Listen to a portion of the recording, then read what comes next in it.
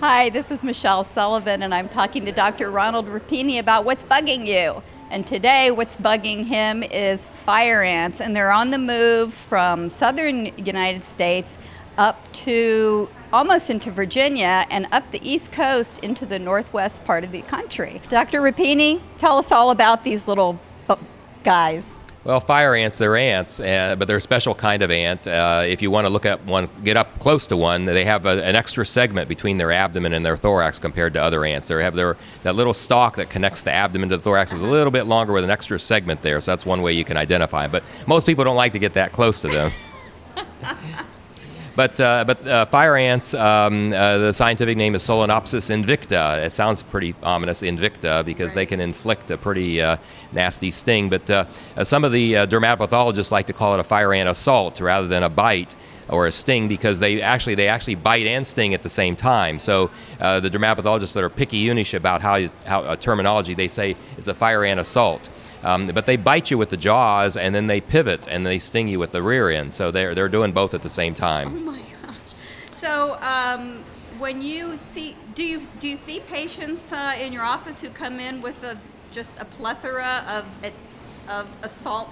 Yes, scars. We see some patients who don't really know what it is, and they come in and they say, "What is this painful spot that I got?" And usually they're pustular; they have pus in. Fire ant bites are a little different than some of the other stings and bites in that they become more pustular than most of the others, and they're more common on the lower legs. You know, where you think they would crawl up your leg, but you can get them other places, of course, too, wherever they get on you.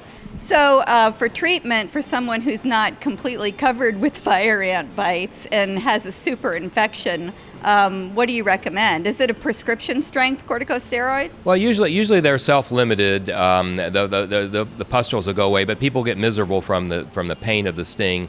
We give people topical cortisone. You can buy the over-the-counter 1% hydrocortisone, but that's a pretty mild one. There are prescription strength cortisones that are way stronger. Sometimes we use antihistamines orally, and if somebody's really bad, we can give them oral cortisone. But the truth is it runs its course and goes away most of the time.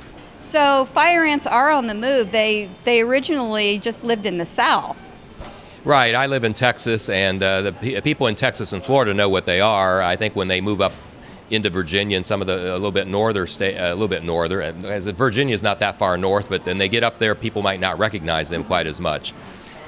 In Texas, we know the fire ant hills when we see them because there are big mounds of dirt piled up with little granules on there, and they're pretty conspicuous usually.